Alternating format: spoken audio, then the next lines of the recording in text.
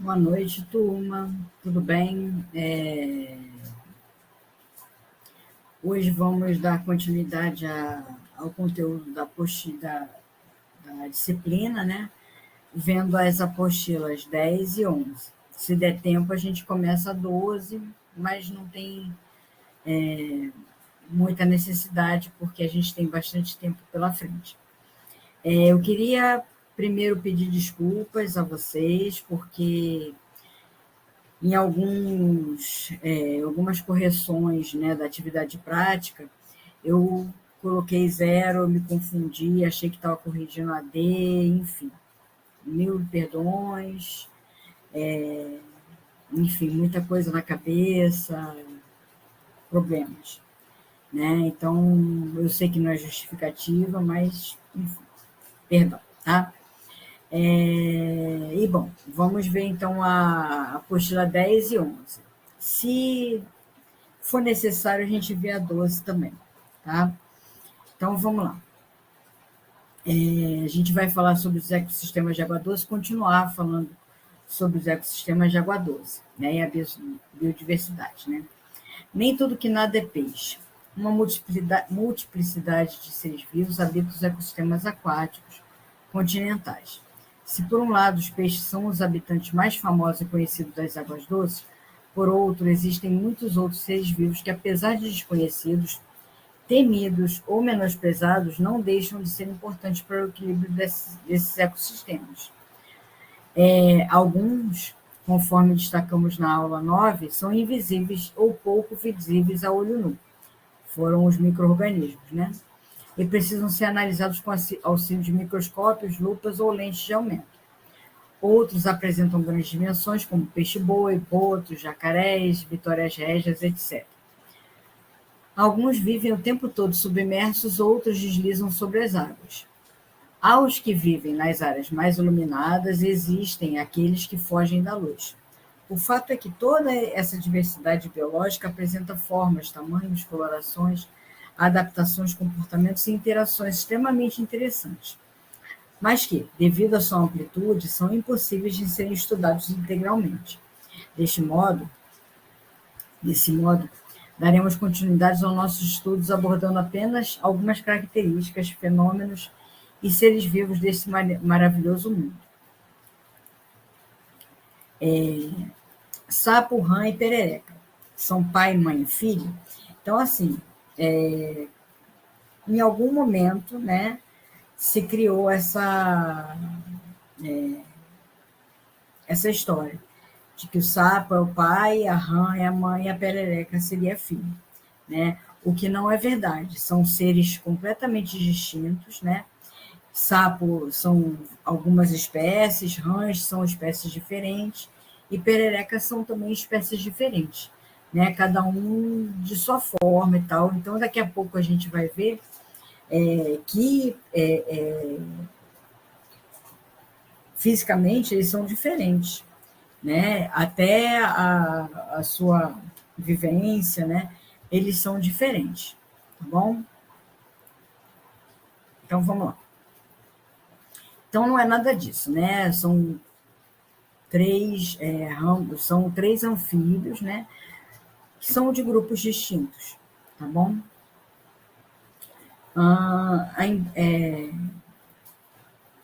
Muita gente acredita que o sapo é o macho da rã e que a perereca é filhote, ou seja, fazem uma verdadeira confusão zoológica. Você também pensava assim?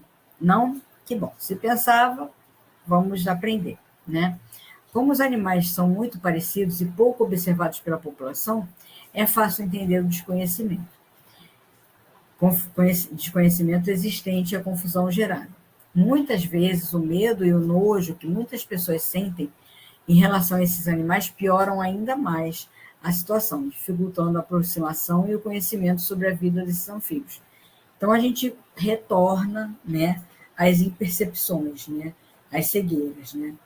São animais que são tidos como asquerosos, né, são tidos como nojentos, e aí as pessoas não querem saber, não querem se aprofundar, né, não tem esse discernimento, né? Porque quando a gente estuda, a gente entende que todos os seres vivos são importantes, mesmo esses que não são tão bonitos assim, tá bom? Bom, os sapos, né? Então, vamos ver a diferença entre os três seres, né? Os sapos têm um corpo mais volumoso e as patas mais curtas que as rãs e as pererecas. Apresentam a pele úmida e sem escamas, mas com glândulas de veneno espalhadas sobre ela. Possuem ainda duas grandes glândulas de veneno situadas junto à cabeça, que são denominadas glândulas paratóides. Vivem em lugares úmidos, sob folhas, pedras e troncos. Geralmente não possuem dentes, apresentam cores e tamanhos variados. As rãs possuem corpo mais esguio que o dos sapos e as patas mais longas e adaptadas ao salto. Então, o sapo não é muito adaptado ao salto, ele tem as patas curtinhas. Apresentam a pele com coloração e tamanhos variados. Além disso, possuem dentes. Vivem na água de rios, lagos, brejos, etc. A pele é úmida, sem escamas e não possuem glândulas de veneno.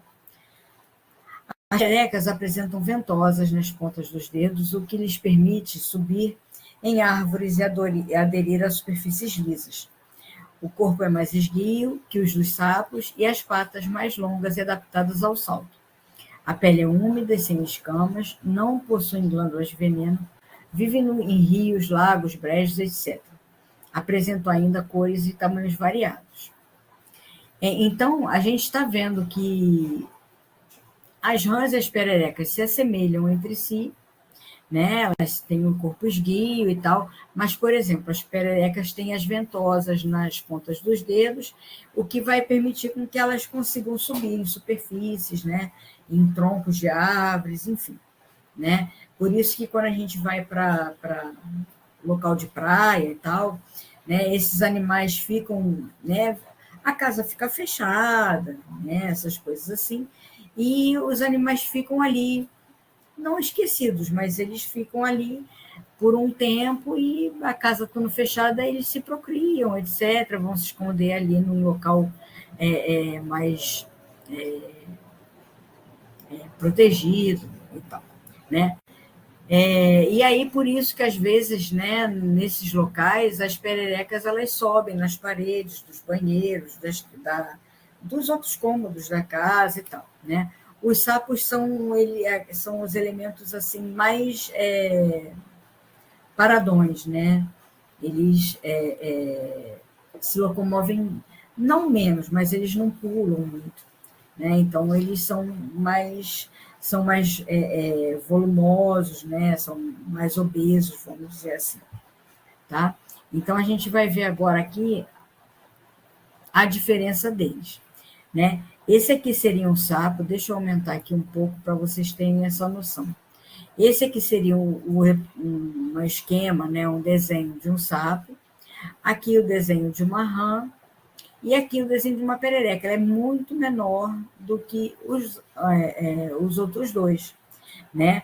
Mas ela é igualmente esguia, né? Igualmente fina, né? Igualmente magrinha, vamos dizer assim. A carne de rã é uma carne muito importante, né? Porque ela é uma carne muito rica e ela atende a pessoas que estão com algumas doenças e que precisam de uma proteína muito forte e tal. Ela é uma proteína forte e delicada, é uma proteína que contém muitas vitaminas, né? Mas é uma proteína mais delicada, né? Ela é muito diferente da carne vermelha, diferente do frango, diferente do peixe, né? Ela é muito nutritiva e serve para alimentar quem está muito, muito doente, tá? Então, os criadouros de rãs, né, são, assim, muito importantes e as pessoas acabam ganhando algum dinheiro com isso porque é um negócio que dá um lucro, né, bem importante, tá? Então, as principais diferenças morfológicas entre os sapos, rãs e pererecas. Então, Aqui vocês têm essas características, né? Deixa eu diminuir um pouquinho aqui a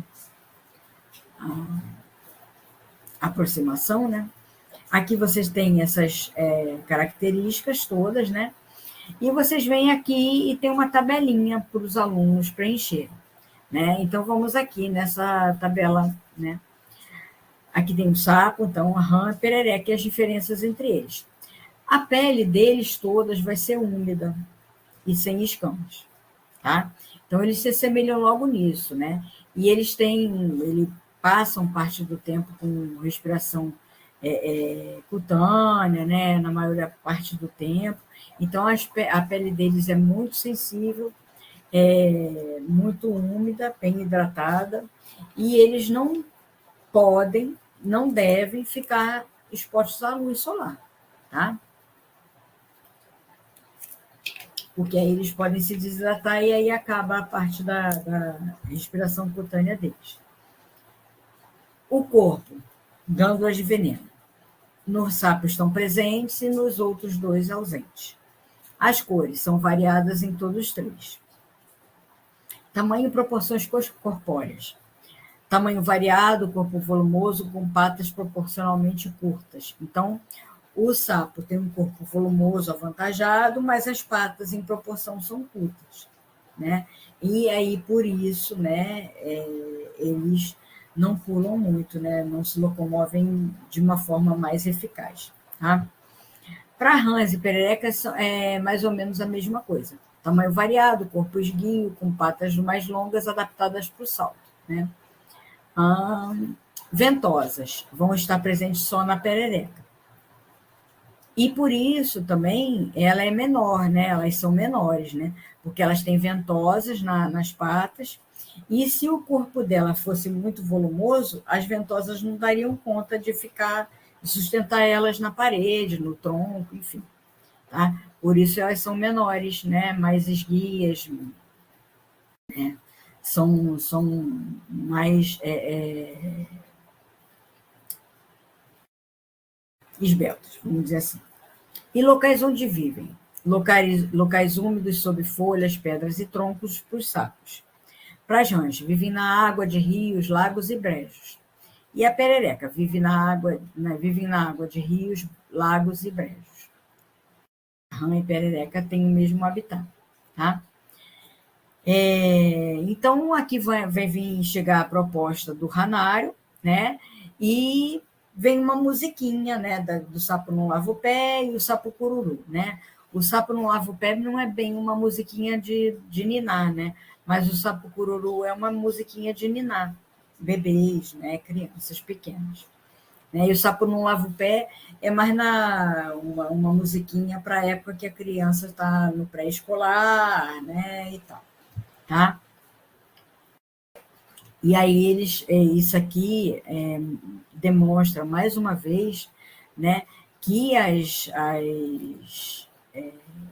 disciplinas podem se ajudar, né? Aula de música, aula de português, né? Juntando com ciências, né? Quando vocês encontrarem uma música que tenha relação com seres vivos ou com fenômenos naturais, vocês podem utilizar, podem abrir mão, lançar mão disso tudo, porque vocês vão fazer, vai ser legal para a aula de vocês, né?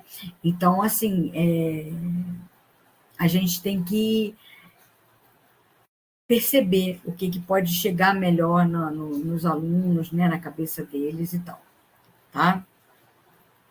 Isso além do ensino investigativo, né? Então, essas músicas são simples, divertidas e aproximam os sapos do mundo infantil.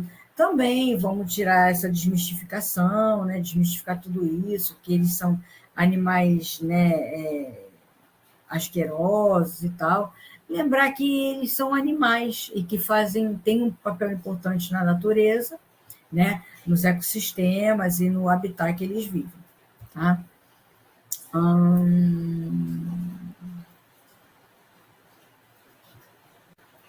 Tá.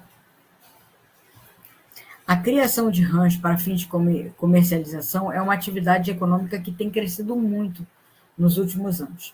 Além de a carne ser muito apreciada pelo homem devido ao sabor e qualidade nutricional, esses animais também têm sido amplamente empregados como cobaias em pesquisas científicas e farmacêuticas. Além disso, a comercialização de girinos tem sido utilizada de modo a permitir a criação de novos ranários, né? Essa coisa aqui, eu já falei para vocês que essas apostilas são um pouco antigas, né?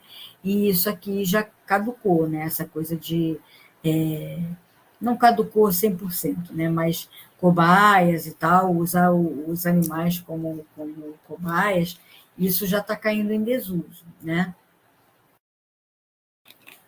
Pode não ser uma forma geral, né? 100%, né? Dos casos, mas todos os laboratórios, todas as empresas, ou de cosméticos, ou de remédios, enfim, estão tentando diminuir essa coisa de cobaias animais. Tá? E aí vem o assunto da metamorfose, né? Peixinhos de rabo preto, né? Que viram sapos, ou rãs ou pererecas. Né? Então, isso aqui é interessante para mostrar para os alunos, né? Que eles são seres que fazem metamorfose. Lembrando novamente, né? Que vocês terem animais vivos ou plantas vivas no colégio dá trabalho, tem que ser pensado, tem que ser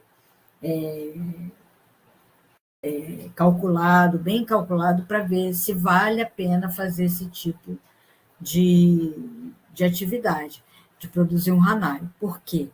Depois que vocês comprarem os gerinos lá no ranário, né, enfim, vocês levarem para a sala de aula e depois vocês não quiserem mais dar continuidade ao projeto, vocês não vão poder, igual os peixes, né? Vocês não vão poder levar esses animais para jogar na natureza. Não pode. Por quê? Porque eles podem ter serem animais exóticos, e aí jogar animais exóticos num rio, num lago, enfim, pode trazer sérias consequências ao meio ambiente. Né? Esses animais exóticos, eles podem competir, né, com os que são do próprio ambiente, são daqui, são brasileiros, tá? Né? Então, vocês não podem jogar fora no ambiente, tá? Vocês têm que levar de volta ao ranário, né, aos criadores de rãs, onde vocês compraram, né, onde vocês obtiveram o material, e aí, então, devolver para eles. Aí eles vão fazer o descarte da melhor forma possível, ou vão comercializar, enfim, né? E colocando exótico com exótico não tem muito problema, tá bom? Bom, e aí então aqui a gente vê, né, as fases, né, pela qual eles passam, né, e os alunos também vão perceber, e aí eles vão fazer umas anotações e tal. Mas, Lúcia, se a gente não fizer o ranário no colégio, né, como é que a gente vai fazer? Nem todo mundo faz essas coisas, né, gente? Realiza essas atividades com animais e tal. Então, o que pode acontecer? Vocês podem visitar um local onde se criam esses animais, até um local onde tem os animais para vender, os peixes para vender, para vocês fazerem. De repente, vocês podem ir num dia só, conhecer ou os dois lugares, ou um lugar só que comercializa os dois animais. Né? Porque, assim, é bom eles verem, né? Mas é bom também vocês se protegerem de certas coisas, né? Porque, de novo, né? Vou colocar uma coisa aqui para vocês. Esse tipo de material, esse tipo de atividade, ele requer um trabalho diário. E aí a gente já chega logo fim de semana, né? Em que a escola não abre e tal, se abre de vez em quando e tal. Não é regra, né? É de vez em quando. Então, assim, a gente tem que lembrar que essas atividades são problemáticas para esses momentos. Férias, feriadão, essas coisas assim. Tá? Então, vocês têm que pensar muito bem nisso, porque assim, é uma atividade que os alunos vão comprar. Eles vão querer que vocês façam de qualquer jeito, vamos fazer, e aí vão começar a, como é que eu vou dizer, a pressionar vocês a fazer, né? Acontece que, né, tem o outro lado, né? O lado de que você tem que ficar com aquela responsabilidade. Se você morar perto do colégio e tal, não sei o quê, não tem muito problema, mas vai que um dia você viaje, né, a trabalho, né, outro trabalho, enfim, né, você tenha que viajar por algum motivo qualquer, se ausentar nos fins de semana e aí, né? Então, e simplesmente, de repente, você está num colégio particular e você é mandado embora. Então, né, se você estiver num colégio público e tal, você está livre da demissão, né? Mas você não está livre dos finais de semana, etc, etc. Tá? A organização e a manutenção de Hanário não são tarefas complicadas. Da mesma forma pela qual foi orientado na construção do aquário, na aula 9, né, você deve lembrar-se que o Hanário representa um ecossistema de água doce e que, portanto, deve incluir os fatores abióticos e bióticos, fundamentais para garantir a sobrevivência dos animais que ali viverão. Assim como ocorreu no aquário, a montagem de um Hanário pode até dar um pouco de trabalho, mas se você seguir com alguns procedimentos básicos e controlar algumas possíveis variáveis, seu mini ecossistema permanecerá equilibrado e você terá momentos muito agradáveis e de grande aprendizado. O resultado valerá a pena, né? Então, se você se animou, mãos à obra. E aí vem, então, todos aqueles materiais que são necessários para o Hanário, são basicamente os mesmos do aquário, né? Primeiro é o lugar onde vai ser o Hanário, né? O aquário, onde o Hanário vai ficar, né? E aí depois vem todas aquelas coisas, areia, pedra, etc. Aqui vocês vão ver que ainda não tem o desenho do Hanário aqui, né? Aqui vocês vão ver que, diferente do aquário, ele tem uma porção de terra, né? Não terra a terra. Vocês podem botar pedras, vocês podem botar areia, fazendo uma montanha, enfim, vocês podem utilizar a criatividade de vocês. Mas eles vão ter que ter uma área terrestre, né? Porque depois da metamorfose eles viram um animal adulto e aí vão ter que ficar nesse local aqui, tá? Vão ter que ficar nesse local aqui, tá bom? E aí vocês vão ter que tomar os mesmos cuidados que vocês tomaram, que vocês tiveram para o aquário, né? Lavar tudo que vai entrar no Hanário e tal, se tiver filtro biológico, lavar ele também, etc, etc. Esperar a água fazer uns 2 ou 3 dias para sair o cloro, porque eles também têm respiração branquial, e aí eles podem morrer, porque o cloro mata as células branquiais, né? E tal. E aí, então, vem todos os ingredientes, vamos dizer assim, né? Todos os itens necessários para para produzir um Hanário, né? E depois a forma de fazer, tá? Diferente do aquário também, né? O Hanário precisa ter uma tampa. Precisa ter uma tampa. Só que a tampa vai tirar a oxigenação do Hanário, né? Então, tem que ser uma tampa com treliça, né? Para que os animais, depois de adultos, né, eles não pulem para fora da sala de aula, né? Simplesmente é isso que vai acontecer. Os animais vão fugir dali, provavelmente, dependendo do dia que acontecer isso, eles podem morrer, né? Mas, assim, isso não deve acontecer, porque, poxa, você fez um trabalho, né? Já que você resolveu fazer o Hanário, então, teve um trabalho, pesquisou, comprou os itens todos, né? Para produzir o aquário, e aí depois você vai deixar os animais fugirem e tal. Então, não. Né? A gente tem que ter noção de que é importante manter o seu aquário em bom estado e fechadinho. Isso não acontece com o aquário. O aquário você pode...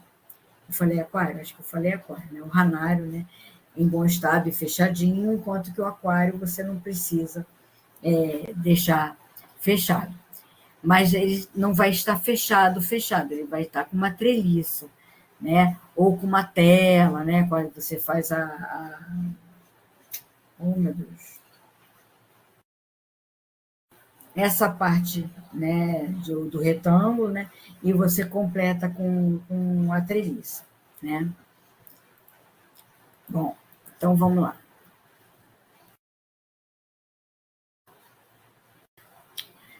E aí vamos lá, aquela observação que eu fiz. Caso não deseje continuar criando rãs, repasse-as para outro criador. Não as solte no ambiente natural, pois muitas vezes as rãs criadas em cativeiro e comercializadas são animais exóticos e, portanto, não podem ser colocadas em ecossistemas naturais de água doce. Lembre-se de que qualquer espécie introduzida em ambientes brasileiros e que não ocorra em nosso país ou nos países que fazem fronteira é considerada exótica. Sua inserção em ambientes naturais pode causar desequilíbrios ecológicos graves, tais como competição por alimento, competição por espaço, doenças e até mesmo extinção de espécies nativas. Muitas espécies trazidas indevidamente tornaram-se verdadeiras pragas. Um exemplo são as inúmeras espécies carregadas por ganchos em embarcações, né? Então, o colonizador trouxe, né, bastante animais e plantas, né, que não são nativas daqui do Brasil, né? E aí eles plantaram e eles deixaram aí, pronto, tá? Com o Ranário em suas aulas, você poderá realizar inúmeras atividades com seus alunos. Além de observar as características morfológicas dos animais, é importante promover questionamentos referentes às necessidades dos animais para sobreviver, destacando as características do meio, alimentação, etc. Além disso, você poderá verificar que a metamorfose sofrida por esses animais é uma experiência muito enriquecedora. Dessa forma, sugerimos que uma atividade que você poderá realizar com seus alunos, mas antes disso, você deverá realizar. Caso você tenha organizado um ranário, poderá observar diretamente os animais adquiridos. Se esse não for o caso, você deverá efetuar uma pesquisa sobre metamorfose em anfíbios para poder realizar a próxima atividade. E aí, aqui então, vem a atividade, né?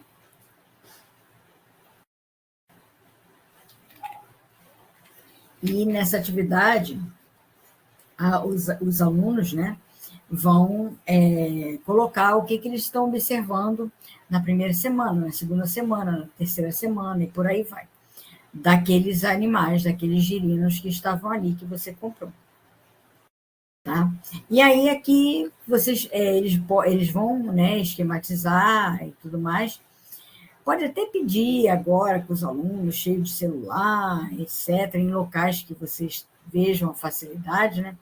Vocês podem pedir para eles fotografarem, colocarem aqui nos quadrinhos para acompanhar a evolução, né, o desenvolvimento dos animais. Tá? Bom, outros animais que são muito confundidos, né, são os répteis, né, do grupo, né, das tartarugas, né, dos quelônios, né? Então, esses animais são completamente distintos, né? São parecidos? Muito, são muito parecidos, mas eles têm peculiaridades, né, características próprias, e que vocês têm que diferenciar e saber diferenciar para falar para os seus alunos, né? Então, vamos lá.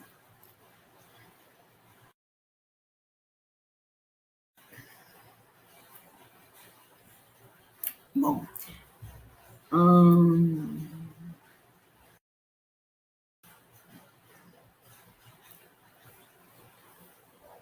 tá. Aqui nessa ilustração tem uma tartaruga, um cágado e um jabuti, né? Então, vamos tentar diferenciá-los, né? Para que vocês primeiro saibam quem é quem, para depois vocês poderem passar para os seus alunos, né? Os jabutis habitam os ambientes terrestres, possuem carapaça mais alta, patas colunares, como se fossem de elefantes, né? Não grandes como as dele, né? Proporcionalmente, né? Ao corpo dos jabutis, né? Grossas escamas nas patas, além de protegerem as cabeças, recolhendo-a em linha reta para dentro da carapaça. Então, todos eles têm uma carapaça, né? Todos os quelônios, de uma forma geral, têm a carapaça e eles protegem a cabeça, de alguma forma, né? Os jabutis, eles enfiam, né? Eles inserem a cabeça para dentro da carapaça, em linha reta, né? Não para um lado para o outro, enfim, né? Então, os jabutis fazem isso, tá? No Brasil, costumam ser chamados de cágados os quelônios que vivem em ambientes de água doce. O casco desses animais é geralmente achatado e as patas são espalmadas. Além disso, os dedos desses animais apresentam unhas e são ligados por uma membrana. Então, como eles vivem na água, eles precisam nadar. Então, aí vocês têm tipo aquela coisa das patas dos patos, né? E tipo, né? Fica como se fosse como essas membranas e que ajudam, né? Fazer como se fosse um remo, né? Quando a gente vai velejar, vai viajar e vai estar na água, né? Num bote ou alguma coisa assim, você tem um remo para te ajudar, né? E as patas dos cágados também têm essa membraninha que é para auxiliar a natação deles, tá? Para protegerem a cabeça, recolhem de forma lateral, ou para o lado direito ou para o lado esquerdo, tá?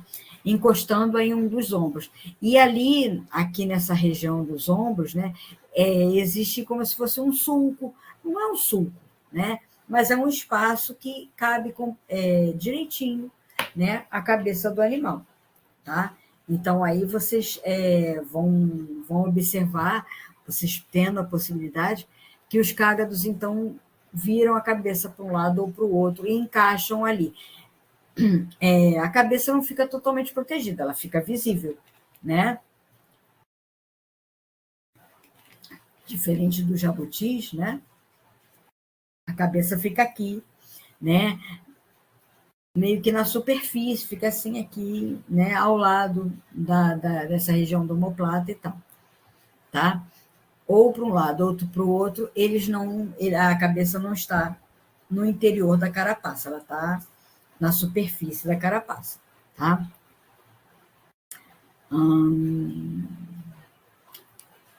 São exemplos de cágados brasileiros, o mussuã, cágado de barbicha.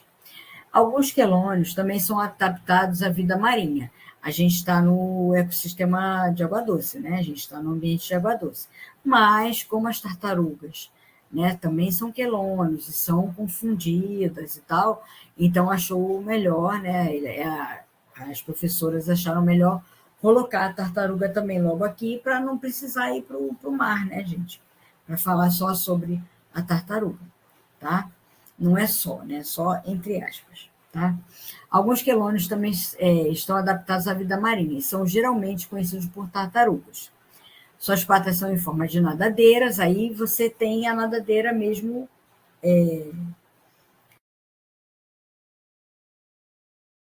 A nadadeira em si, né? A nadadeira típica, tá? Como remos, né? Nadadeiras como remos, e a carapaça também é achatada como um dos cágados, tá? Não apresentam membranas interdigitais, né? Toda esse membro, né? É uma nadadeira, vira uma nadadeira, né? Os membros desses animais não podem ser recolhidos. Não apresentam membranas interdigitais. Além disso, a cabeça e os membros desses animais não podem ser recolhidos. São encontrados no Brasil a tartaruga de couro, a cabeçuda, a tartaruga de pente. Como esses animais são protegidos por lei e só podem ser abatidos ou comercializados por criadores ou lojas autorizadas pelo IBAMA, quando você estiver lecionando, faça com seus alunos uma excursão até um local em que esses animais podem ser observados. Zoológico, loja ou criador licenciado.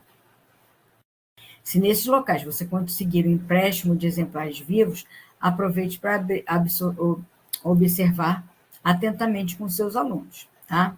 A formato das patas, a morfologia da carapaça, como os animais retraem a cabeça, posição dos olhos, boca e narinas, o sexo dos espécimes, né? Compare os animais em posição ventral e verifique a forma do plastrão.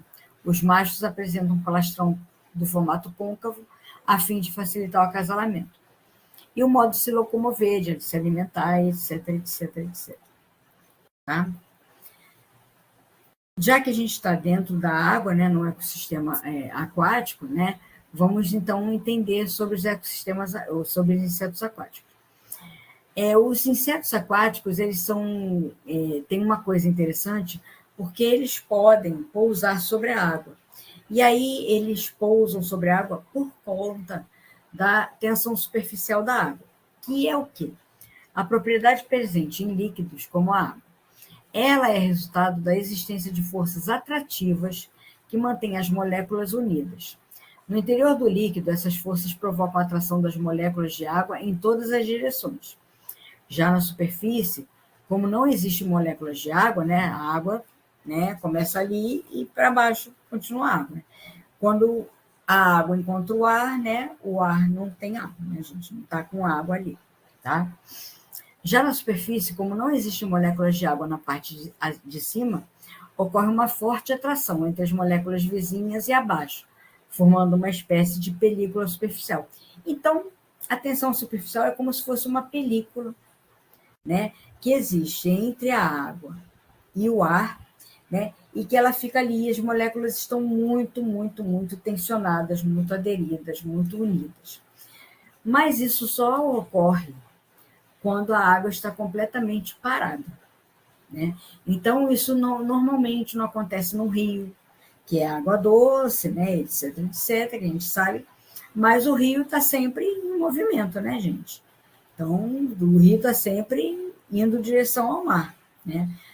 Já em locais onde tem lagos, lagoas, né, lagos, sobretudo lagos, né, você tem aquele momento em que a água pode ficar completamente parada, tá? Então, aí você consegue observar a tensão superficial da água. Mas você também consegue, né, observar essa tensão superficial com a prática que a gente vai falar daqui a pouco. Deixa eu ver aqui. Ao observarmos os ecossistemas de água doce, é muito comum verificarmos a ocorrência de diferentes tipos de insetos sobrevoando as águas. Muitos deles apresentam adaptações especiais e podem ser vistos até mesmo deslocando-se na superfície da água, como se estivessem patinando. Isso não acontece somente com insetos. Algumas aranhas também se deslocam com facilidade sobre a água, mas ela tem que estar completamente parada. Esses animais possuem uma espécie de pelo nas extremidades das patas que secretam substâncias oleosas. Elas vão fazer também com que o inseto possa ficar sobre a água, tá? Essas substâncias funcionam como impermeabilizantes, impedindo que as patas se molhem e afundem. Apesar dessas adaptações ao mundo aquático, os deslocamentos desses animais é somente permitido porque a água forma uma espécie de membrana superficial. A tensão superficial da água funciona como um tipo de isolante, impedindo a entrada de partículas, permitindo que muitos animais invertebrados, como aranhas e insetos, se desloquem sobre a água. Você já parou para verificar como isso acontece? Observe os insetos aquáticos deslocando sobre a superfície de um lago. Se você tiver a oportunidade, aborde esse assunto com seus alunos, esse assunto, realizando inclusive a atividade 4. E aí você vai pegar, essa atividade é muito, muito fácil, né? Um copinho com água, uma agulha e uma gilete daquelas antigas, que é uma lâmina mesmo, né? Não essas lâminas que tem uma atrás da outra, né? Uma lâmina só, tá? E que o pessoal, às vezes, no salão de beleza usa, na barbearia também usa, né?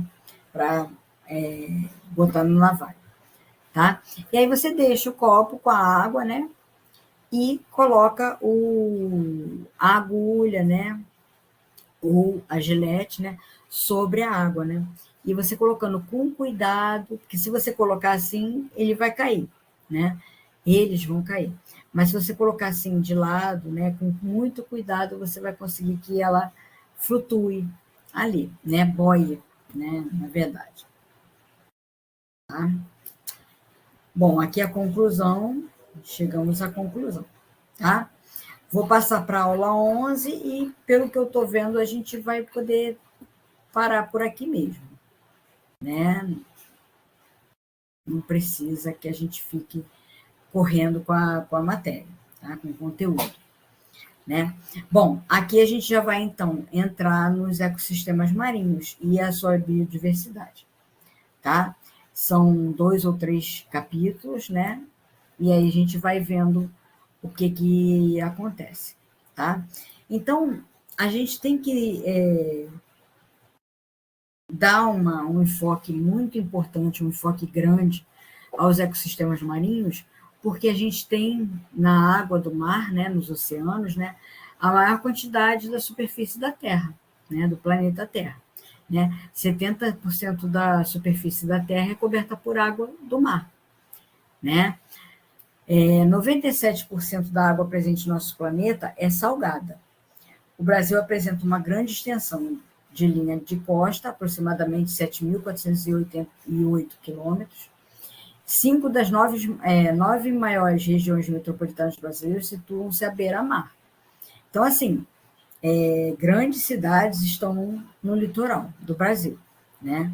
Então, a gente tem uma intimidade grande com o mar, né? Nós cariocas, né? E os outros estados também, alguns outros estados também, tá?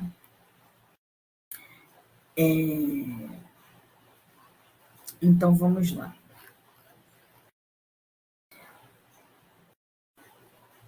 Apesar, né, de ter toda essa água e tudo mais, o pessoal costuma dizer que o mar não está para peixe, né? O uso desenfreado de recursos marinhos e o excesso de poluentes estão colocando em risco o equilíbrio desse ecossistema em todo o planeta. A mensagem de Kofi Annan, secretário-geral da ONU, proferida no dia 5 de junho de 2004, que é o Dia Nacional do Meio Ambiente, deixa evidente a preocupação e a necessidade de se colocar em prática medidas de combate à poluição e de conservação dos ambientes marinhos do planeta. E aí vem a fala do Kofi Annan, né? Os fatos são claros. Os mares e oceanos do mundo estão cada vez mais contaminados pelas águas residuais não tratadas, a poluição atmosférica, os efluentes industriais e o lodo proveniente das bacias hidrográficas mal geridas. A sobrecarga de azoto proveniente dos fertilizantes está a criar um número crescente de zonas mortas, que carecem de oxigênio, nas águas costeiras de todo o planeta. Os resíduos matam cerca de 1 milhão de aves marinhas e 100 mil mamíferos e tartarugas por ano. Como mais de 40% da população humana vive num raio de 60 quilômetros da costa e que essa porcentagem tende a aumentar, os problemas só se poderão agravar. Além disso, apesar da dimensão e intensidade crescentes das operações de pesca comercial, as capturas totais estão a diminuir. Quase 3/4 das unidades populacionais de peixes estão sendo capturadas a um ritmo mais rápido do que aquele que se podem reproduzir. É urgente uma ação concentrada na terra e no mar, ao nível nacional, regional e internacional. Os mecanismos já existem.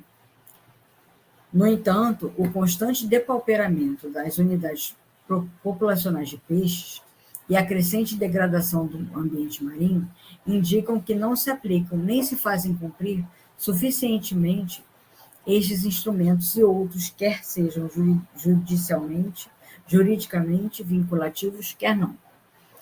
Há menos de 2 anos, na Cúpula Mundial sobre Desenvolvimento Sustentável, os governos comprometeram-se a conseguir objetivos com prazos concretos, por termo às práticas de pesca insustentáveis, reconstruir as unidades populacionais de peixes, proceder a uma avaliação mundial regular do ambiente marinho e criar uma rede representativa de zonas marinhas protegidas. Esse último objetivo, que deverá ser alcançado até 2012, é particularmente importante, menos de 0,5% dos habitats marinhos são protegidos, em comparação aos 11,5% da superfície emersa do globo. No entanto, os estudos mostram que, protegendo habitats marinhos essenciais, como os recifes de coral de água fria e de água quente, os sargassos e mangues, é possível aumentar acentuadamente o tamanho e quantidade de peixe, o que beneficiará tanto as pescas comerciais de grande escala como as pequenas explorações locais. Diante disso, apresentar e debater com os alunos da educação básica questões relativas à dinâmica e funcionamento dos ambientes marinhos, aos componentes bióticos e abióticos e à influência das ações antrópicas sobre os mesmos é uma forma de contribuir para um melhor entendimento desse importante ecossistema e de incentivar um modelo de uso mais sustentável. Bom, o que acontece? A pesca, né, predatória, a pesca de grandes empresas, né, ela acaba por prejudicar, né, o que às vezes, né, muitos dos pescadores artesanais, dos ribeirinhos, né, colocam, né, porque eles, mais do que ninguém, né, eles sabem que o quão prejudicial é essa pesca predatória, em que vem, né, um navio grande, né, poderoso, com redes enormes, né, e que capturam peixes grandes e peixes jovens que ainda não entraram na fase de reprodução. Então, isso é proibido, né? Os peixes adultos e tal, você pode pescar, você pode coletar, você pode enredar, vamos dizer assim. Mas não é a forma certa, não é o que a lei permite, né? Não é o que é justo, né?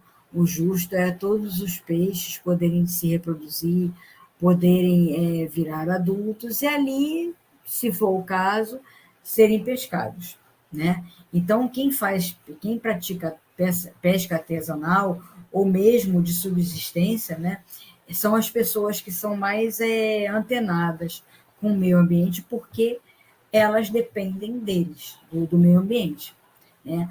Aqueles pescadores, né, pequenos, aqueles pescadores ribeirinhos, eles precisam, né, aqueles pescadores, né, que são ali, moram ali na beira do mar, eles precisam daquele alimento. E precisam daquele alimento para viver e para a sua subsistência, para poder viver, vender, né, o trabalho deles, né? Então, eles não podem abrir mão, né, desse precioso poder, né? Então, antigamente, quem mora, né, nessas regiões, né, costeiras, né, e quem mora próximo a esses pescadores, eles sabem, né, que antigamente você tinha, né, uma quantidade de peixes muito maior do que hoje em dia, justamente por conta da pesca predatória. Por isso que os pescadores menores, né, eles são mais conscientes. Não é consciente porque ele ama a natureza, às vezes não é isso, às vezes é por necessidade mesmo. E não vai ser pelo amor, vai ser pela dor, né? Quando os peixes começarem a rarear para os grandes pescadores, para essas empresas, né, e tal, aí vai começar a se endireitar tudo, né?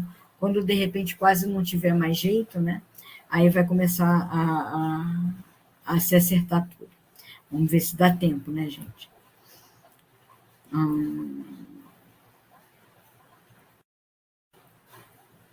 Nas últimas décadas, tem se discutido amplamente quais são os limites para a utilização dos recursos naturais renováveis e não renováveis. O termo desenvolvimento sustentável determina que as ações relacionadas à utilização de recursos naturais necessárias ao desenvolvimento econômico devem ser integradas a ações de preservação e conservação de áreas ambientais, garantindo sua manutenção às gerações futuras. né? Então, o mar não está para peixe nem para outros seres vivos, né? Então, a gente sabe, né, que não existe só peixe na água do mar, né, gente? Tem outros seres, né? Então, vamos ver aqui, né? Alerta vermelho, poluição no mar, né? Então, aqui você tem tanto, né, nos últimos anos, a exploração e o transporte do petróleo por meio dos mares e oceanos tem ocasionado graves impactos econômicos, sociais e ecológicos, além de provocar a morte de uma infinidade de seres marinhos e colocar em risco a saúde das populações. Os acidentes com petróleo e seus derivados também geram prejuízos econômicos e sociais a indivíduos, grupos e empresas, pescadores, marisqueiros, rede hoteleira e restaurantes. Então, vamos fazer uma atividade prática com seus alunos para ver como é que é isso, né? Então, aqui você vai pegar um copo com óleo que já foi utilizado, não precisa ser óleo limpo, né? E um chumacinho de algodão num, amarrado com com fio, né? Com uma linha. E aí você vai, mergulha ali, e como é que vai sair o algodão, né? Além de molhado, vai sair todo cheio de óleo. Né? Então, com essa prática, né, eles conseguem visualizar bem o que acontece com os animais, sobretudo com os peixes, né? Com certeza, né? Com os animais, né? Com os bivalves, né? Com os crustáceos, enfim, né? E com as aves, né? Que caem ali, que vão, né? Para nadam e mergulham para pegar o animal, um peixe para se alimentar, tá? Elas ficam completamente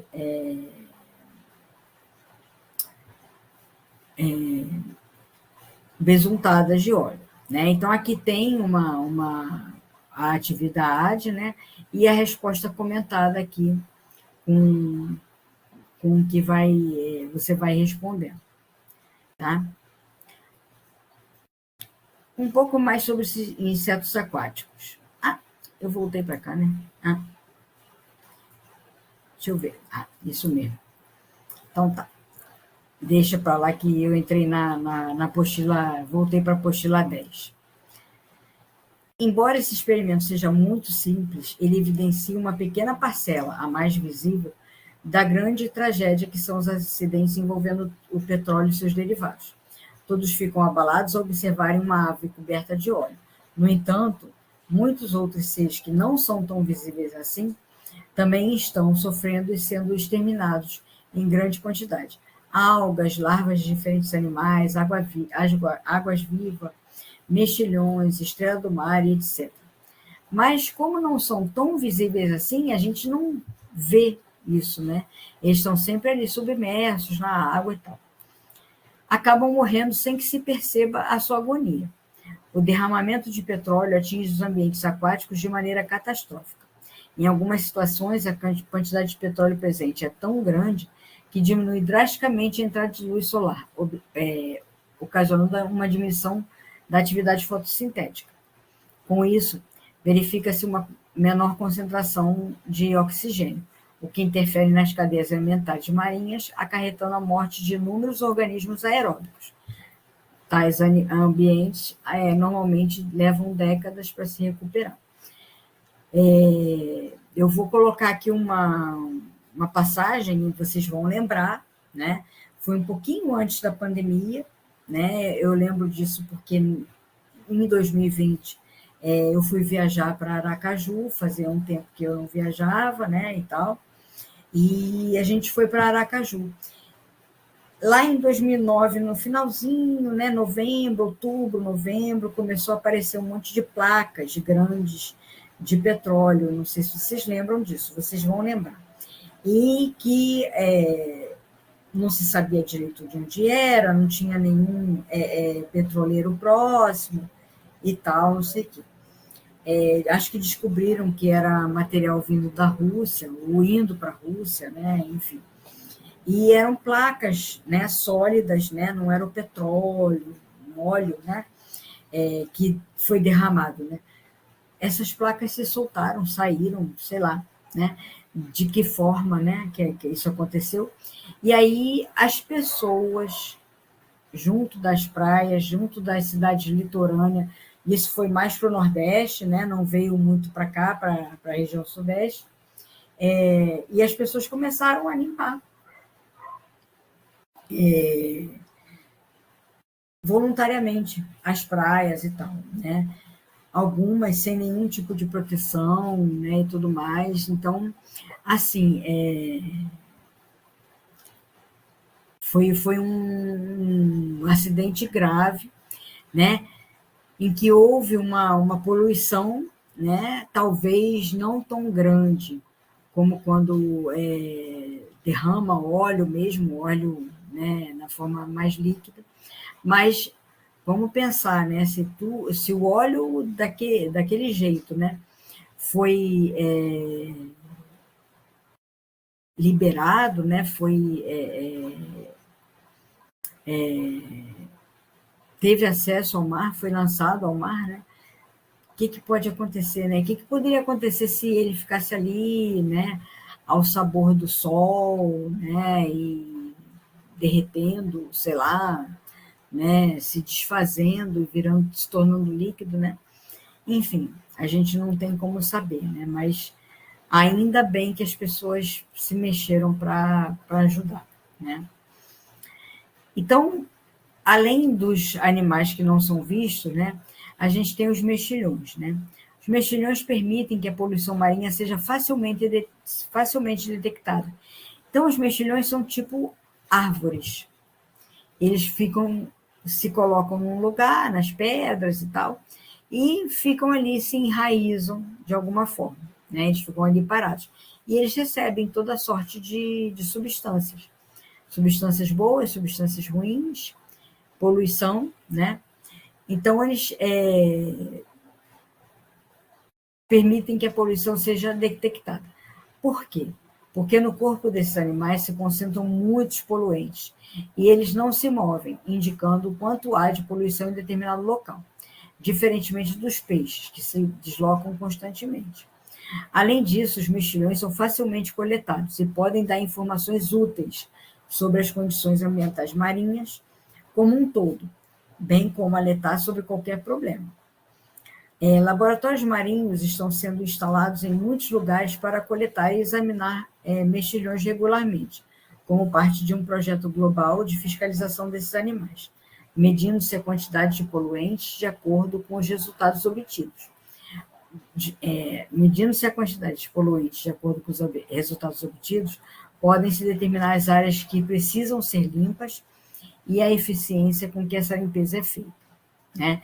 Então, sempre que você estiver próximo ao mar, você tem que tomar cuidado, né? Tenta conversar com o pescador, catador de caranguejo ou técnicos de fiscalização ambiental sobre o grande volume de lixo e esgoto doméstico e industrial que é lançado nos oceanos e praias e os problemas socioambientais decorrentes, tá? Bom, então o mar é uma coisa muito instigante, né?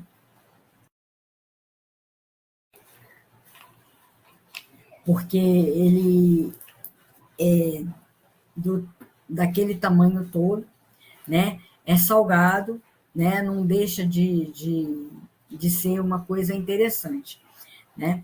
Então, essa pergunta sempre é feita, né? Essa pergunta é sempre colocada, né? Por que a água do mar é salgada, né? O sabor salgado da água do mar sempre foi motivo de muita curiosidade. Existem muitas histórias reais de adultos que, ao terem contato com o mar pela primeira vez, tiveram de provar a água para poder acreditar que ela é salgada. Se você vai à praia desde criança, embora não se lembre, já deve ter vivido essa experiência e, portanto, não precisou realizá-la quando adulto, né? Bem, se você não lembra da resposta, relembre o que foi visto na aula 12 da disciplina Alimentos de Ecologia. As diferenças de conteúdo iônico, salinidade, que marcam os ambientes de água doce e marinho, resultam do contínuo processo de transporte de sais via continente, rio e oceano. Então, os sais minerais, né, eles saem do continente, vão pelo rio e chegam nos oceanos, né? Ai, mas Lúcia, Isso acontece assim, de repente? Não, isso acontece há zilhões de anos, né, gente? Há muito, muito, muito tempo, né? Em que a água vai lavando o solo, né? Carreando, né, os sais minerais, né, todos aqueles sais, leva para os rios e até chegar no mar. Mas, Lúcia, e por que os rios, se eles carregam os sais minerais, por que eles não ficam salgados? Porque justamente, né, a água dos rios é doce e ela está em constante movimento, né? Então, não tem como, né, aquele sal ficar parado, concentrado num lugar, né? E quando ele vai para a água do mar, é que ele fica depositado ali, né? Os sais ficam depositados na água do mar, tá? Assim, a água doce dissolve os sais existentes nos continentes, que são transportados pelos cursos d'água até os mares e oceanos. Mas se a água do mar evapora o tempo todo, por que o sal não vai todo embora? Essa resposta é respondida se fizermos o experimento a seguir, né? Despeje 2 colheres de sopa de água do mar limpa ou água salgada, né? Em um prato raso. Caso não seja possível conseguir água do mar, misture meia colher de sal de café, né? De sal em um copo com água para simular a água do mar e retire a água para o experimento. Coloque o prato no sol em local limpo. Aguarde algumas horas até a água evaporar. O número de horas vai depender da ventilação, da temperatura, etc. Após a completa evaporação, observe o prato. Passe o dedo sobre os resíduos do prato. Prove o que restou no prato. Com esse experimento, você poderá entender o que acontece com o sal quando a água do mar evapora. A água vai e o sal fica, né, gente? Não precisa fazer esse experimento. É só vocês... Bom, isso para saber porque a água no mar vai evaporar e tal.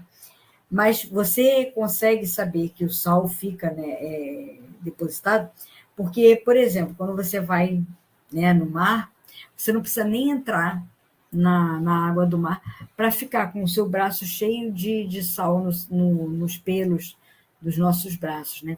Então, a umidade também fica salgada, né? O ar mais gasoso fica salgado, né? A industrialização do sal é uma técnica muito comum desde o século XIX. Atualmente, o processo está bastante desenvolvido e modernizado, mas ainda consiste basicamente da obtenção do sal mediante um processo de acumulação de água salina com posterior evaporação, acompanhada na retenção do sal cristalizado. No Rio de Janeiro, a cidade de Cabo Frio é uma das principais produtoras de sal, com salinas espalhadas em toda a região próxima à Lagoa de Araruama, né?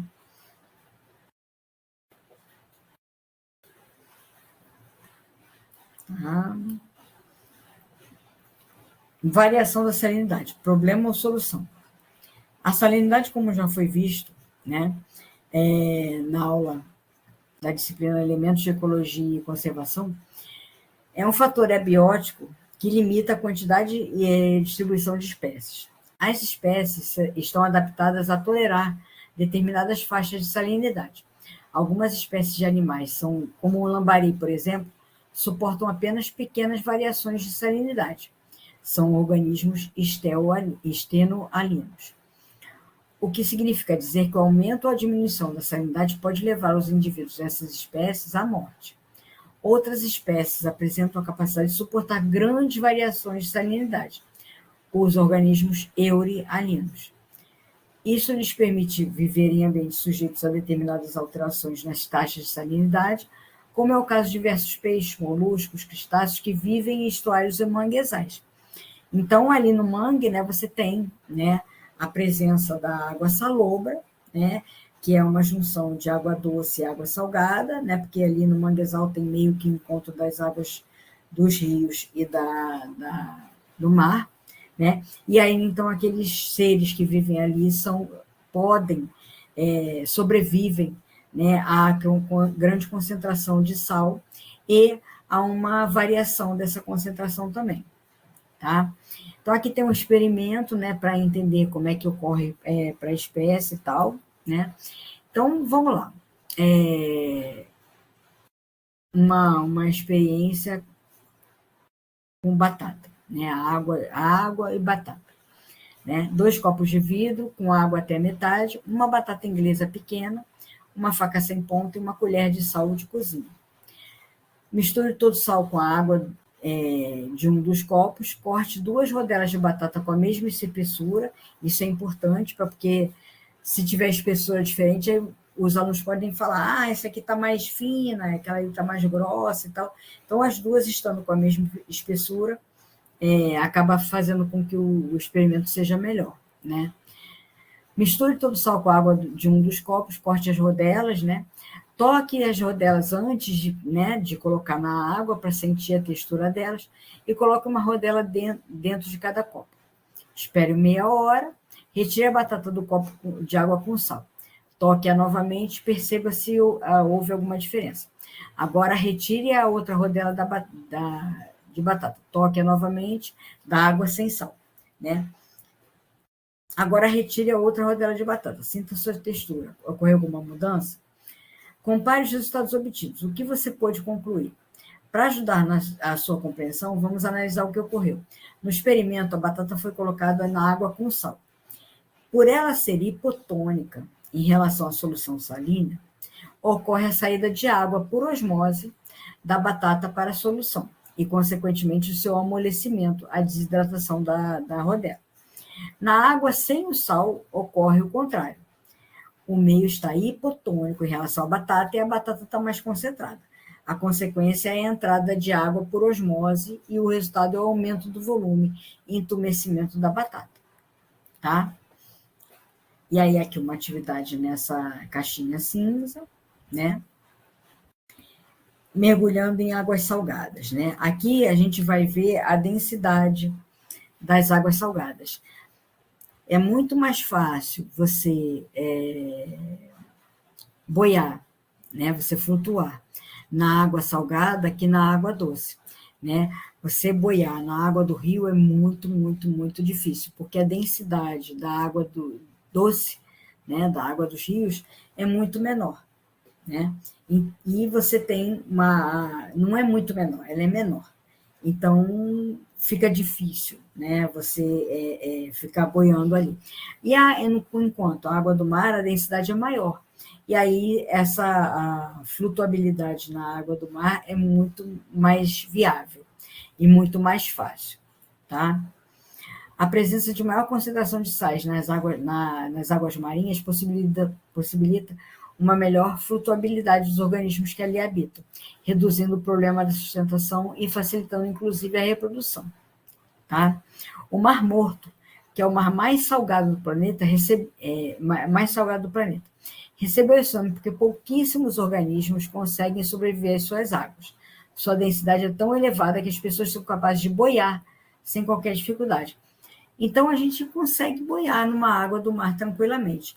Água de piscina, água doce, água de rio, é muito mais difícil de boiar, né? A densidade de uma substância é definida pela razão entre a quantidade de matéria, substância, que é a massa, né, e o volume ocupado por essa substância. Por exemplo, a quantidade de matéria, massa, presente em 200 centímetros cúbicos, volume de óleo de cozinha é de 180 gramas. Assim, a densidade do óleo de cozinha é de 0,9 centímetros cúbicos. Né? E aí vem aqui a fórmula para poder fazer essa conta. Né? E aí vem uma outra atividade prática que é interessante fazer. Você pegar um ovo, né? Um copo com água até a metade e 5 colheres de água com sal. E aí você vai fazer o seguinte, você vai mergulhar o ovo na água e observar. Retire o ovo, misture a água, uma colher de sopa de sal. Mergulhe o ovo novamente e observe. Volte a tirar o ovo, coloca mais sal. E assim você vai fazendo sucessivamente até acabar aquele sal. E aí você vai ver que o ovo vai ficar mais no fundo da panela, né? Até que ele consiga, né, subir, né? Por conta da flutuabilidade, por conta da densidade da água salgada. Tá bom? Onde foi mais fácil o ovo flutuar? Com esse experimento, é possível verificar que, inicialmente, o ovo é mais denso que a água e, portanto, ele afunda. Com a adição de sal, a densidade de água aumenta, chegando ao ponto de tornar a água mais densa do que o ovo e fazendo-o flutuar. Tá? Aqui uma outra atividade, né? E aqui a coloração do mar, né? O mar é verde, o mar é azul. Qual é a cor do mar, né? Então tem aqui, né? Todo azul do mar, né? Azul da cor do mar, né? Que é a música do Tim Maia, e É Doce Morrer no Mar, né? Do Dorival Caymmi.